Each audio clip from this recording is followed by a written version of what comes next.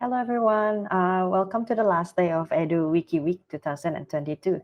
My name is Vasanthi. I'm a senior program officer for the education team at the foundation.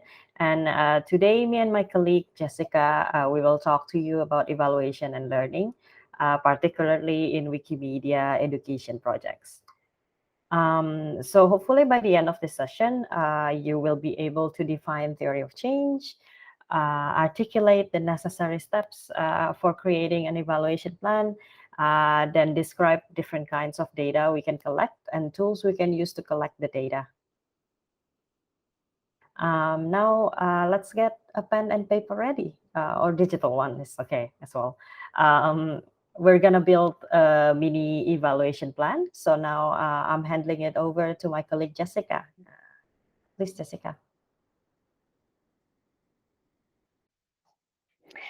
Thanks, Vaz, for that wonderful introduction. Yes, so I'm Jessica from the Community Resources team, and I work with learning and evaluation. So if you're thinking about developing your learning and evaluation plans, or if you're currently receiving Wikimedia funds or thinking of applying in the future, then please reach out to me. I'm really excited about working with you.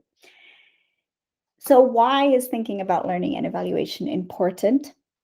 And this is important because we really want to assess the changes that happen throughout every stage of our project. And this is the basis for learning really what is working well, what isn't working as we expected, is the change that we're seeing because of our strategies. And we want to develop an evaluation that is not a headache. It's not collecting a bunch of numbers that make us go crazy like Kermit the Frog there, sometimes numbers that don't even make a lot of sense to us. We really want to focus on four things.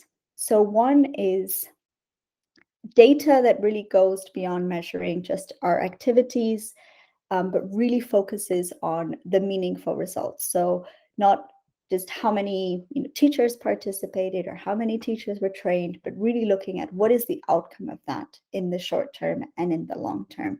What is the change that we're bringing about? Use that data to learn collectively, to make decisions, to be able to reflect on that data. Also evaluate things that are possible, that don't take up all our energy and all our resources, and data that is useful to really communicate our story to participants, to teachers, to the Ministry of Education, to all the stakeholders that we have, and to tell really the true depth of all of our work and the impact that we are achieving. And in this sense, it really is going beyond just some measurements or some metrics that measure our activities. As I said, do have teachers been involved? Have they been trained? We need to really go in deeper and understand why that happened. What was it in our strategies that were successful, or what are our strategies that aren't working and there are still barriers and we're not really looking at some of the key issues, how that change happened, who did it happen for, and we really need to go into a deeper evaluation to understand that. And this is what we're going to do today as an example. So how do we create this learning and evaluation framework? And there are many ways of doing this, many different theories and methods. One of the methods that we're going to use and that we're incorporating into the Wikimedia Funds project program is the theory of change. So I'm going to give you a quick overview, and we're going to start dissecting each one of these sections through a case study, and you're going to help us build this collectively. So what is the theory of change? In our theory of change, what we want to define is, how are we attempting to create change? What is it that we hope to see as a result of our work, both in the short run, the immediate outcomes of our work, but also in the long term? What are the changes that we're hoping will happen? What is the impact? And what are we assuming? Why do we think that it's our strategies that are going to create those changes? What are our beliefs? What are our assumptions? And once we have this theory of change clear, then we need to think about what are the questions that we need to ask ourselves to test if our assumptions are correct, to test if it really is our strategies that are creating that change. How can I see if I'm really moving in the right direction, or do I need to make changes and make those changes whilst I'm implementing the project and not wait until the project is ended? And when I know which are the questions that I need to ask, then I need to know what data it is that I need to collect to be able to answer these questions. And a lot of the time we start by looking at the data first and defining some metrics, but not really going through this process of what is my theory of change? What are the questions I need to ask myself to test if that theory is correct? And then what is the data that I need to know? And then define who needs to collect that data. What are the tools to collect that data? What is the timing that I need to collect that data? And finally, something that is really key and is often forgotten is, what do I do with that data? What do I do so that this is useful for our teams? This is useful for teachers. This is useful for our stakeholders, our partners, the Ministry of Education, and all the different actors that are involved. I need to think of the learning spaces where I can sit and reflect on this data, make decisions based on this data, and think of how this will affect our work in the future. So we need to create a learning and communication plan to reflect on our work and to tell the story of our work. So this might seem like a lot, and this is why we're going to start dissecting each part of this theory of change to create a learning evaluation plan by using a case study. So this is Wikimedistas de Bolivia, Leamos Wikipedia en la clase, which is reading Wikipedia in the classroom. First of all, a big thanks to Olga and Erlan for letting us use this case. It's just an example, so we definitely will not be honoring the richness and the detail of this project or the wider reading Wikimedia in the classroom program, which is developed in several countries. I think yesterday we heard from Ghana and Nigeria. This has been done in Morocco, in the Philippines, with all the support of the wonderful educational team. So we're just using this as a very broad brush, just as an example to walk you through the theory of change. So here is some of the context of this grant proposal that was approved in 2021. So this was a project that was developed as a second phase of the pilot project of reading Wikimedia in the classroom in 2020. And in this new version, some of the challenges that Wikimedia Bolivia were seeing were obviously an educational system still affected by the pandemic, the need to reach a broader number of teachers with teaching techniques in this digital environment and develop student skills specifically in media and information literacy. And so what do they see as a solution is, how can we promote Wikipedia as a pedagogical tool to foster these critical skills?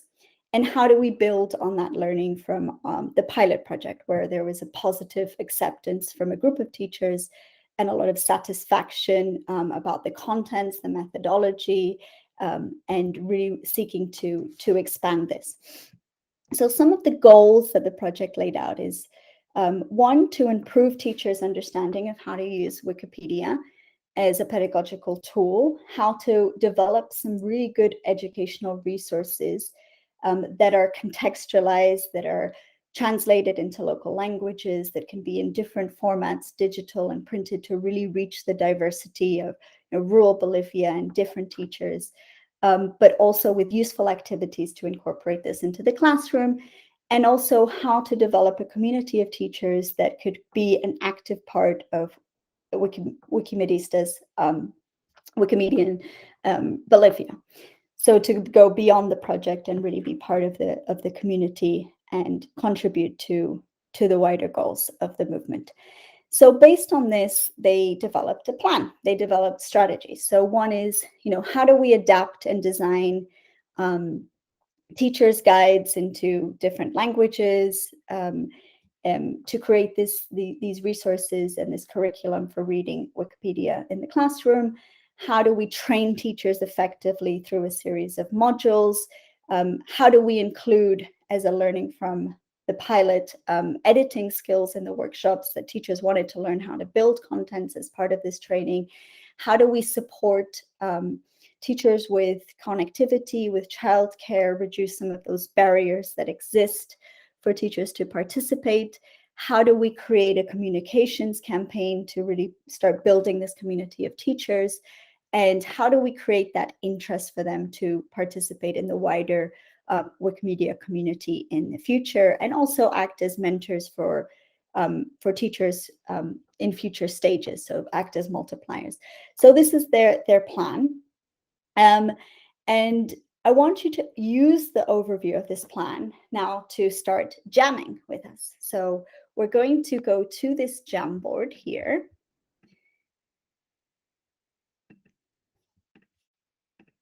I will share it on my screen.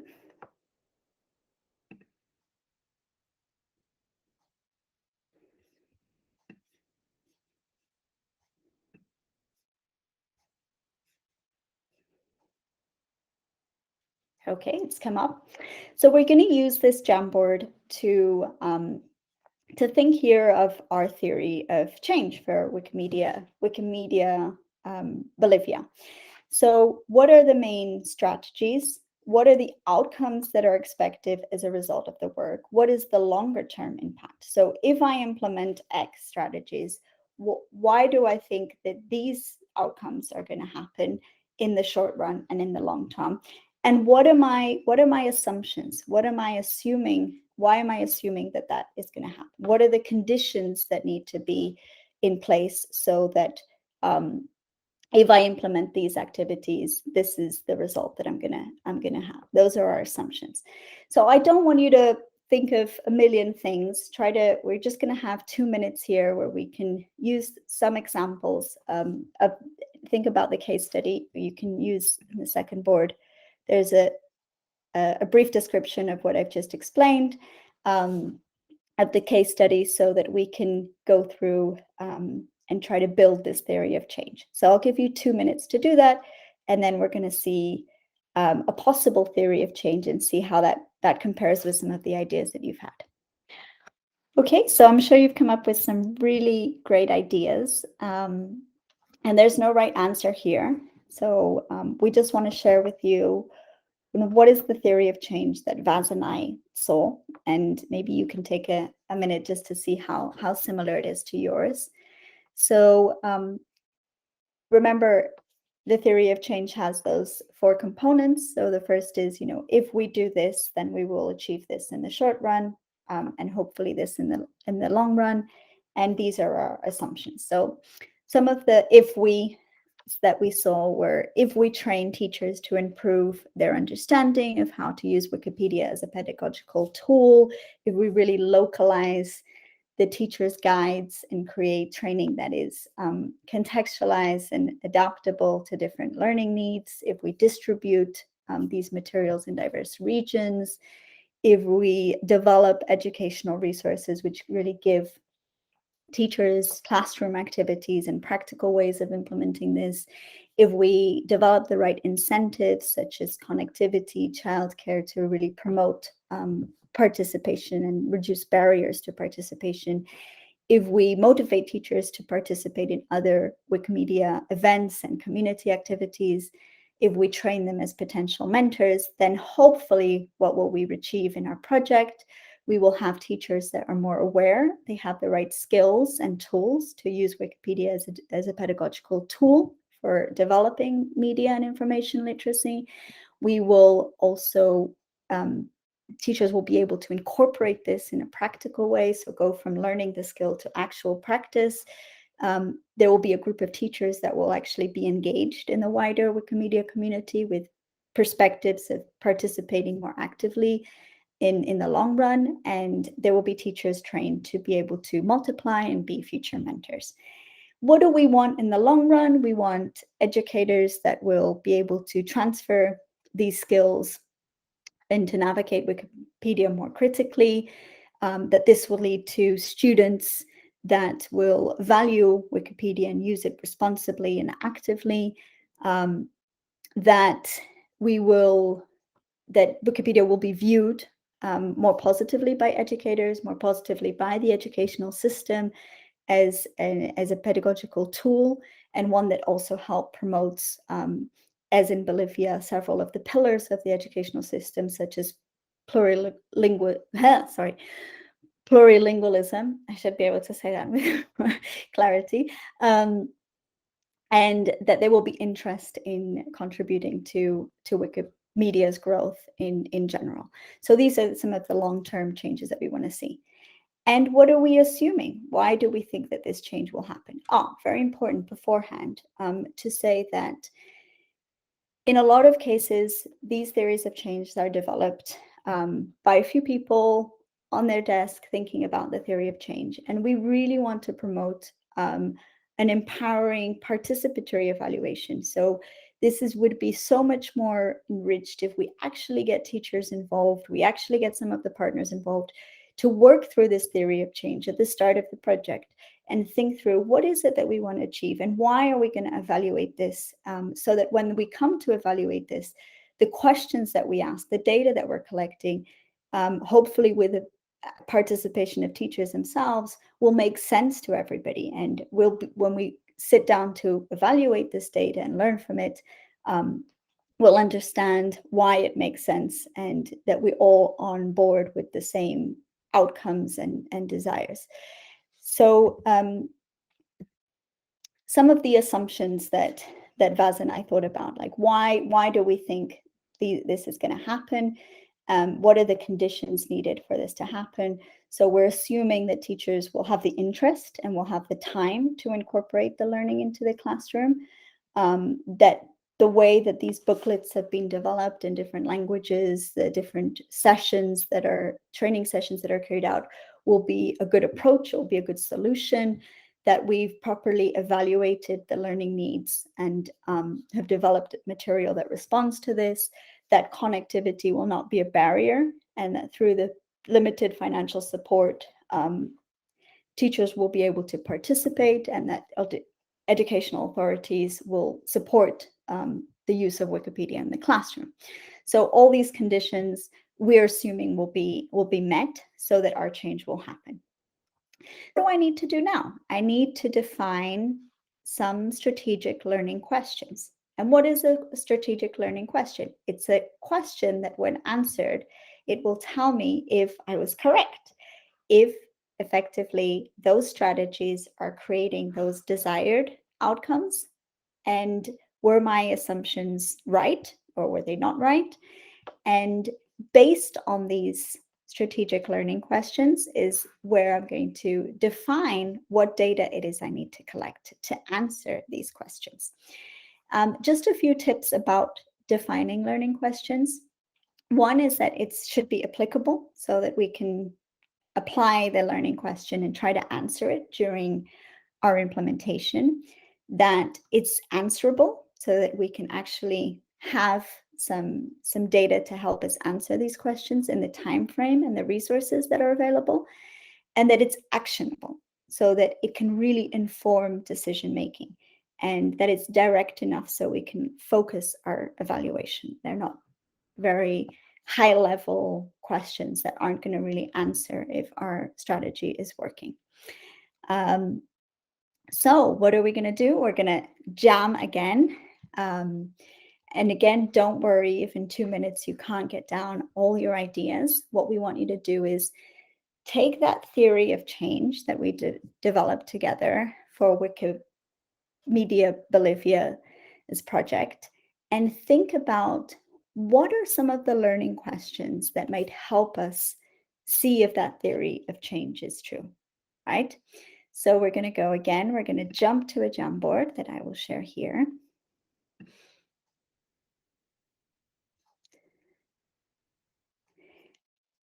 And think of maximum, can be 1, but maximum 3 key learning questions for this project. And I want you to, again, use the Post-it. So you can use the Post-it here, write your ideas, brilliant ideas. and just start sticking them on there. Okay, we'll have just 2 minutes. I've put 2 possible learning questions as an example.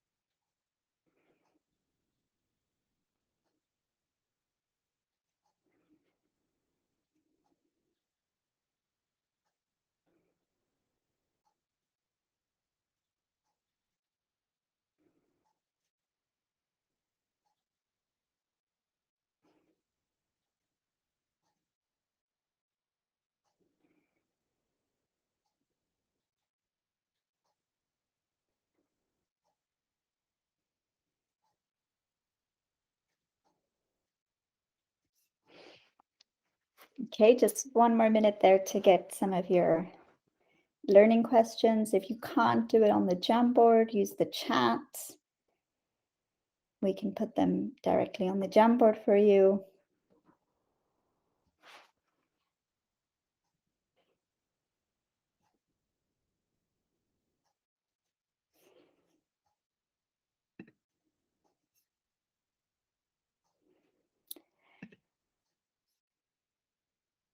Okay, and again, I'm sure you've come up with some really great questions. Here are some that Vaz and I thought of, and we divided them by the 3 different goals that the project has. So some of the learning questions regarding, are teachers able to understand and apply Wikipedia as a tool? So some of the questions we thought of, what strategies were helpful for engaging teachers to participate and complete the training? How are teachers incorporating this into the classroom? What factors help them or are acting as barriers? How have teachers' perspectives about Wikipedia changed after the program? And can teachers help their students navigate Wikipedia more critically? So are they transferring these skills to their students? Another example of the question is regarding the educational resources. So what were the key elements that made these resources effective and available? Was it the content, the translation, the fact that it was printed and distributed? What are the perspectives for the future use of these materials? And in terms of this idea that teachers will be part of the Wikimedia community and also act as mentors in the future to other teachers, we want to ask, what type of support and activities are most interesting to teachers who want to learn more about Wikimedia community? So before knowing, are they editors or are they interested in, what would motivate them to participate? We really want to know that, because in the long run, that might be more important than just getting them to edit, one article. Is actually knowing what might motivate them in the future to be part of the community. What are the barriers that they might face to actively participate? How are they engaging in the community? Are they participating in events? Are they participating in communications that the movement has? Did the teachers that want to be mentors develop the skills and they have the time and the motivation to be mentors? So these are just some of the questions that will really start to define our learning and data collection. Again, the participation. How can teachers be involved in defining some of these questions before we start collecting the data with them? I mentioned teachers as one of the main stakeholders, but we can also include a number of partners and different actors. Okay, now we get to the really fun bit, is how do we answer these questions? What data do we need to collect and how do we collect this data? And before we move on to this, and I'm going to pass this over to Vaz, who's Sensei in data collection, specifically the type of data that we want, is to combine quantitative data. So that data that is, usually when we think of data, we usually think, oh, it's those numbers, it's the famous number of participants and editors and contents. It's that thing that you can quantify. But actually data is beyond that. Data is also qualitative data. Data can be perceptions, can be opinions, can be testimonies, visual representations that tell us the story of not only what the numbers, but why or why not something happened. And that's where we get a lot of the data that we need to answer those questions beyond the numbers. So when we talk about data, we're talking about both quantitative and qualitative data. And today we're going to focus very much on qualitative methods, because we think that these will definitely help us evaluate these questions and answer these questions. So before going to jam again around some of the data, I want you to take a few minutes to analyze the data proposed by Wikimedia Bolivia in their grant proposal. Take a few seconds to think, will this data actually answer our questions, or what is missing in this data? Just going to pause there to give you some seconds to read through that.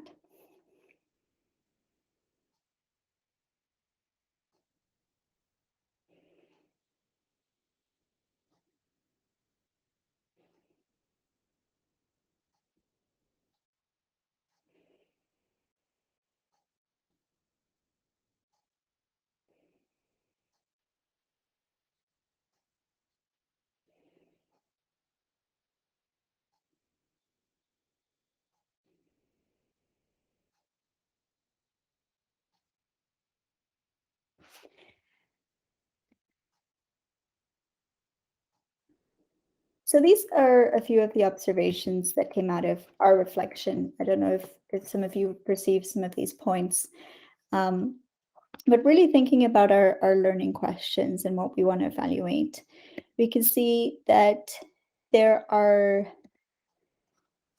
several metrics which really are important to measure activities. Did the number of training happen? Did we achieve the number of sessions? Did we reach the right number of teachers? They're important for monitoring our work, but they won't fully answer the questions that we need to answer, right? Also, it's common to see in projects that we see as a metric, conduct an assessment survey.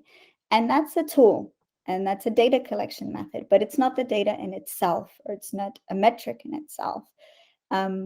We would have to really determine what is the metric that we want to calculate from the survey. For example, percentage of teachers that say that the training and resources gave them the skills needed and that they are incorporating this into the lesson planning. And that would be a metric, not the survey in itself. This one may be a good way to see if some of the skills were learned and incorporated into practice. So actually, the final works that were developed, sorry, it's meant to be this one, the 40 final works of classroom activities. And this is to show that the teachers have learned the skills, they've developed classroom activities, and they're sharing these resources. So this is could be a metric that works to help us answer some of the questions around the skills they learned and how they're putting this into practice. Then we have some of the indicators that traditionally have been required and are included in projects, but are they really relevant for the core outcomes that we're looking for? So we're not saying that we want all the teachers to become editors. We want them to learn skills in editing as part of the literacy and information skills, media and information skills. And hopefully in the future, they'd like to contribute to Wikipedia, but they're not, our main indicator isn't if they become necessarily 60 editors. And we really want to know what motivates them to continue to contribute. So just that number may not be useful. It might seem like a high number, a good number, but that's not really the focus of the outcome. And also, we're talking about using some of the different Wikimedia projects, and maybe Commons will come in, but really uploading images into Wiki Commons. Yes, that may sound like a great indicator, but that's not really a focus of our intention, and it's the first time that it's been mentioned in our whole theory of change, so maybe that's not so relevant. So also some of those traditional metrics, we need to evaluate them so they really make sense. And I think that this is an interesting, very brief overview of some of the indicators that come up in projects, which are, yes, important. We're not saying that they're bad metrics, but they're not necessarily going to tell us the full picture of what we need to test and learn from our theory of change, right? So here are some quick tips to help you recap. When you're thinking about your data, really always go back to that theory of change, to those learning questions, and see, is that data, if I collect that data, will it help me answer those learning questions? And where possible, really try to involve participants, teachers, stakeholders, partners in this process right from the start, to think about, what is the data that we want to collect? How do we want to collect it? How can people be actively involved in collecting this data with us? Because you'll come up with much more powerful ideas, and people will feel ownership of this. They'll be involved in the learning and the adaptation and thinking about how to take this work forward in the future. Okay, now we're going into the exciting part of thinking, what is the data that we're going to collect to answer these questions, and how we're going to collect this data? So we're going to go back into a Jamboard. And now that we've reflected on our theory of change, our learning questions, we've seen some of the data that Wikimedia Bolivia has developed. We've reflected a bit on this. Let's help them think of some of the data that will help them to answer some of those learning questions that we've thought of. And remember, here we're talking about qualitative data. I've given there some examples, such as feedback, perceptions, and then we can also think of some quantitative data that will be relevant. But let's focus more on the qualitative data that will tell us the why and the how and the deeper understanding. So take just a minute to think of one data, two, and we'll come back and share some ideas.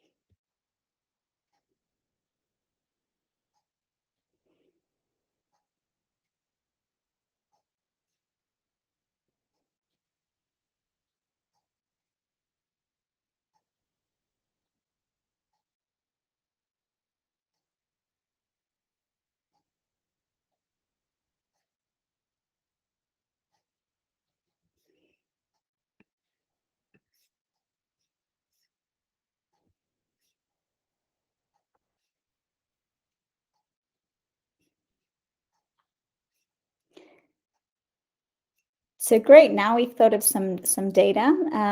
A few examples that Vas and I thought of was the importance of really knowing if our training strategies were effective and the resources that we have. So having as much feedback as possible on the different elements of the training format and the documents and how they were distributed and accessibility. Another is, if the percentage of teachers that feel they have the skills to support and implement this in the classroom, the skills and the support to implement this in the classroom. So things like, have they acquired the skills? Are they developing the activities for the classroom? But also, do they feel supported to do so? Are there any existing barriers for them to do in time, policies, the educational system support? Are they motivated to do this? So these are some of the data that we thought would be interesting to collect. And now I am handing it over to Vas, who's going to talk about how do we collect this data. Over to you, Vas.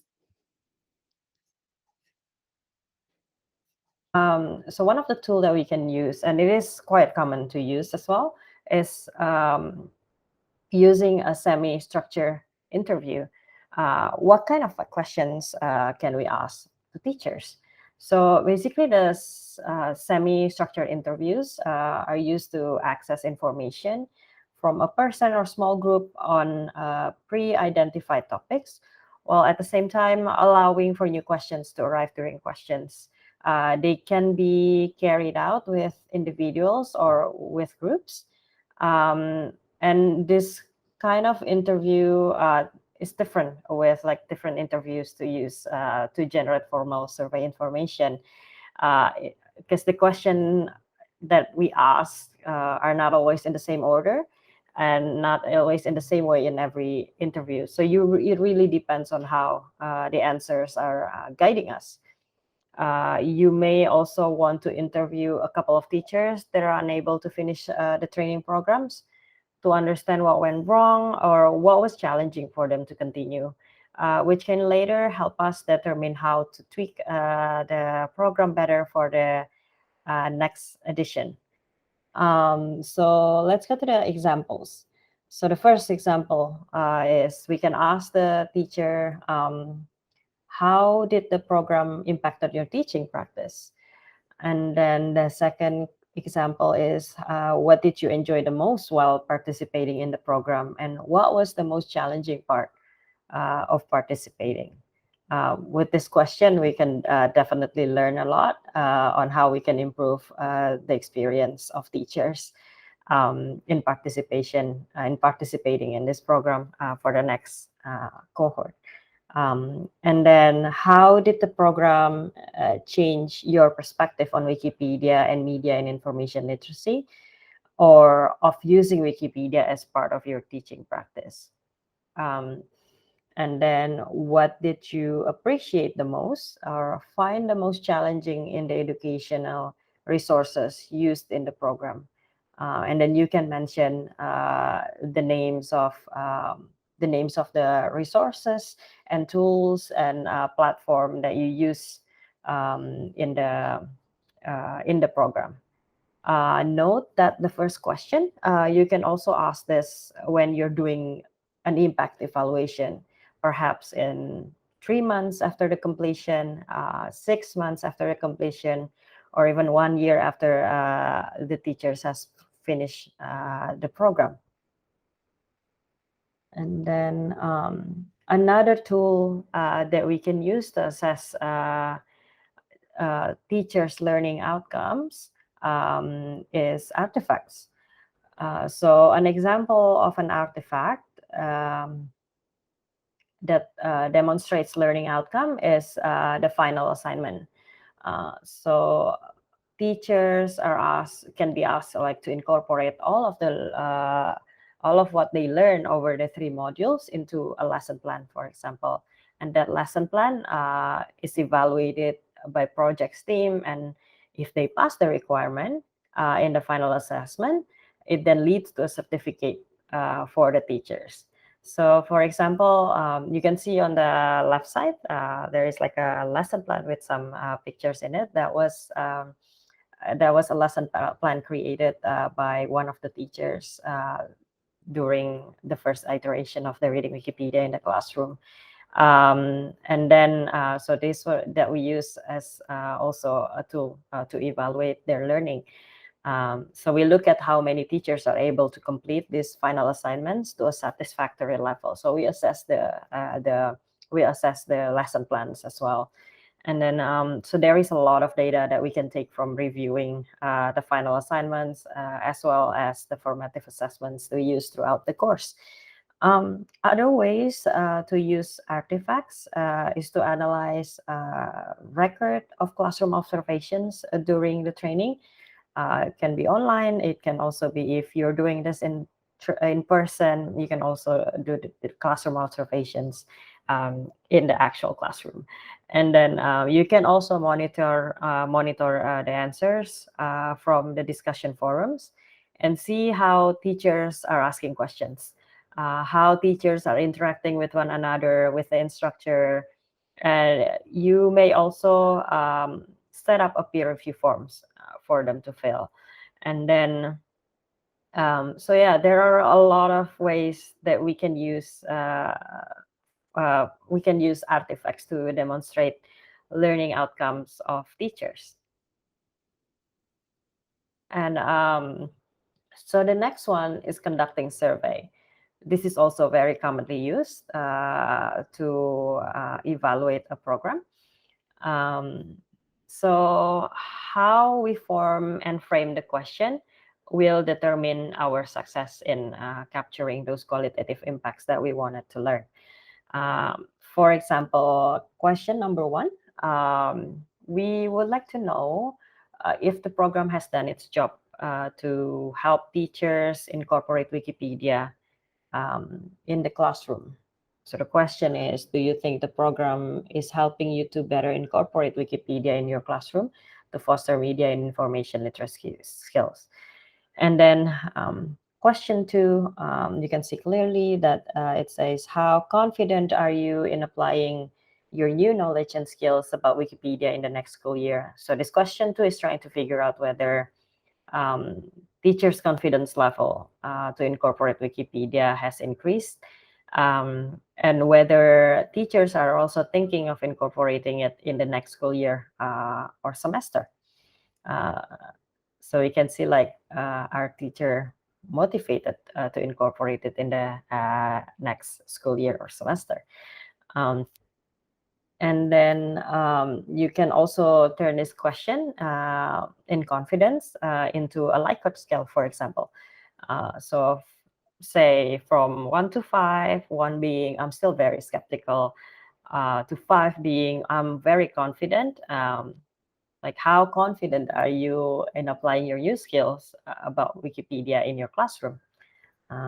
So yeah, think about different ways. Yeah, you can ask the survey questions. And then for sample question number 3 is about to understand if teachers can fully comprehend the content and are able to prepare to guide their students in using Wikipedia. So like you notice, the answers type on the right side, a lot of these examples are open-ended questions. But then as I mentioned, there are ways to turn this survey into easier questions to answer by the teachers.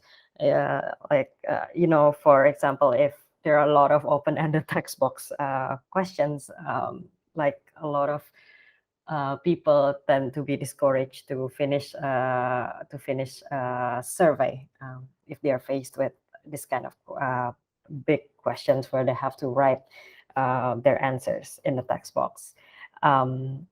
But if you see on number 4, for example, we can turn a big question into several statements and provide options for teachers to choose instead of asking them to describe their experience or perceptions. So yeah, here on number 4, we would like to know how are the teachers' perceptions toward Wikipedia has changed over after they participated in the teachers' training. So you can ask like, do you agree, somewhat agree or disagree with the following statements?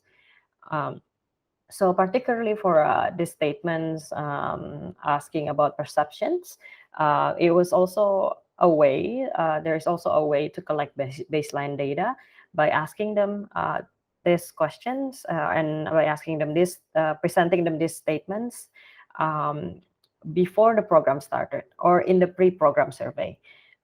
So you ask the same statements in the pre-program survey, and then we ask the teachers to rate their perception again at the same aspects after undergoing the program through the program survey, post-program evaluation survey.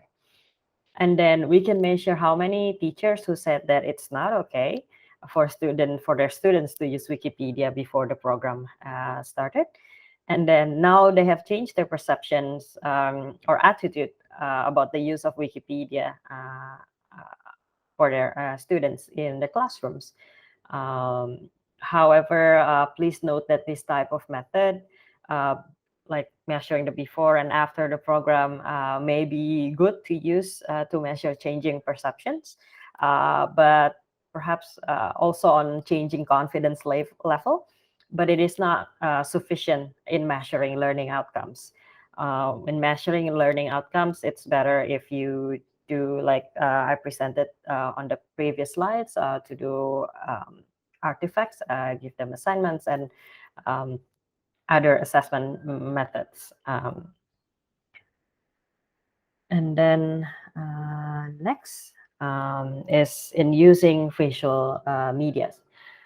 So it's basically an activity of filming or photographing certain activities or conditions.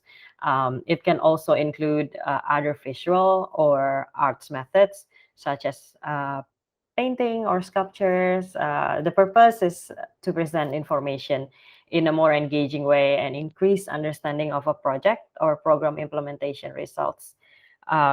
So this method can also help in visualizing different kinds of information. In many cases, it helps to reveal hidden meaning that may not be possible to be captured through a survey approach.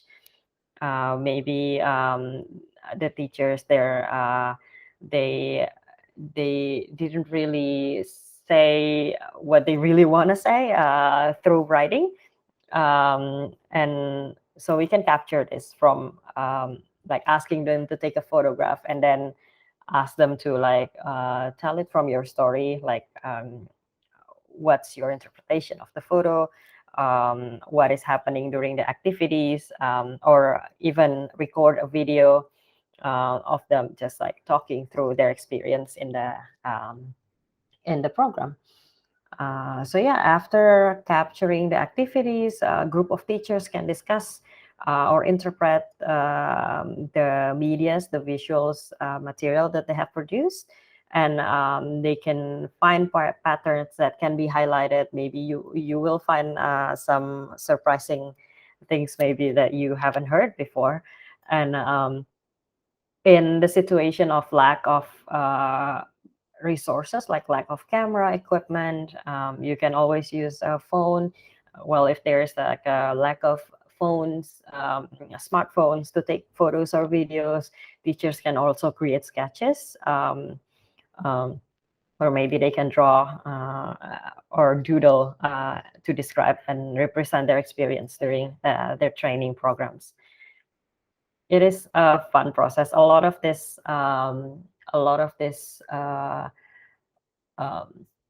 tool and method is used with students as well, because it's very engaging for students to do this.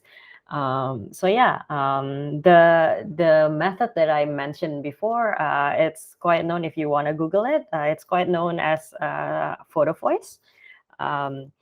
So it's a method where people can capture photos and videos, and then they can describe it through their own words. So the step-by-step on doing the photo voice is, the first step is to recruit participants. So at least one mentor, one facilitator, and staff volunteers, and also the participants, the teachers, participants. And then the second step is to include some participants in this process if we can. So establish what you want to learn and what the participants, teachers or students, what they want to learn and reflect. You can also frame the questions, prompts based on your predetermined learning questions on this stage to include later in the photo voice instructions. You can find the photo voice instructions on the right side of the screen. And then on step 3 is this includes technical trainings on how to use the camera equipment, basics on how to take good angle or capture good sound for videos, etc. And you can also do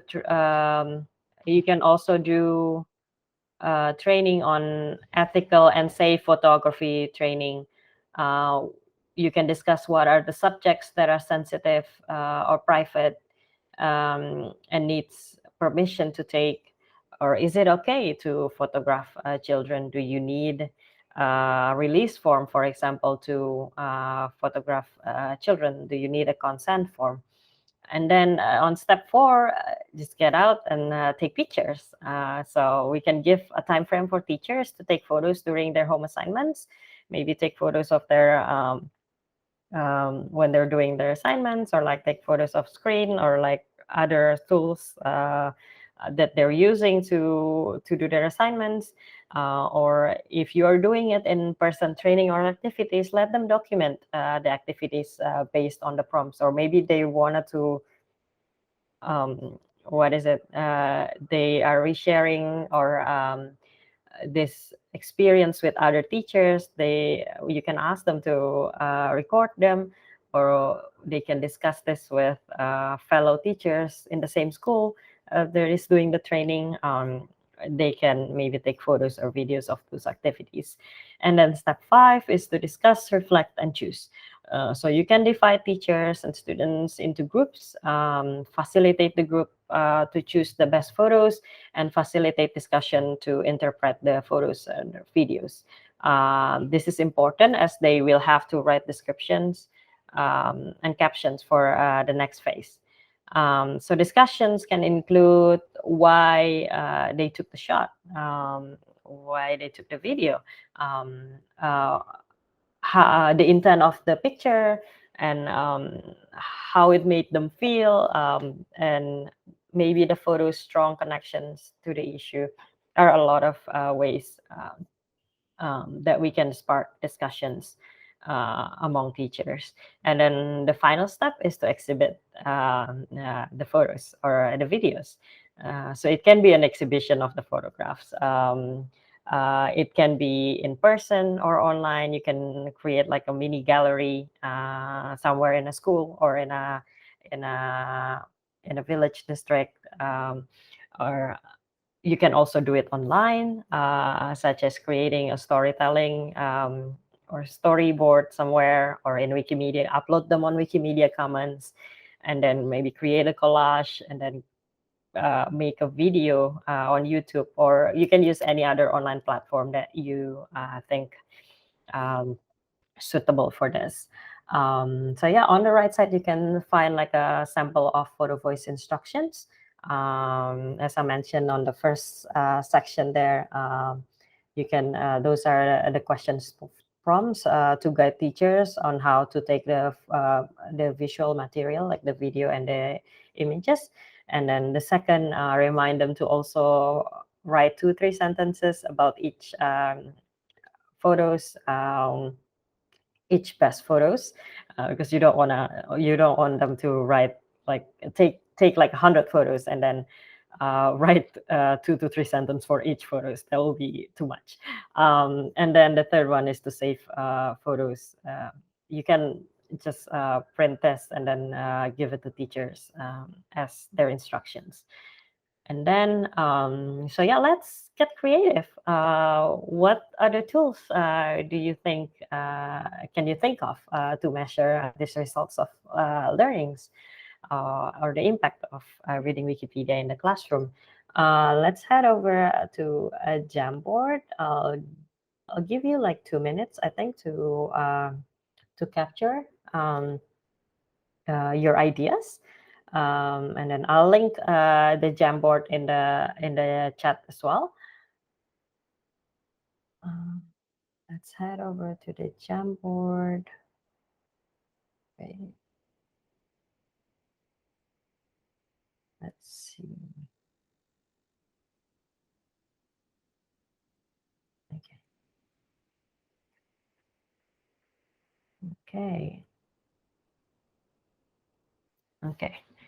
So yeah, you can just put your ideas here, or you can create another sticky note with your idea, change colors. So yeah, let's give 2 minutes.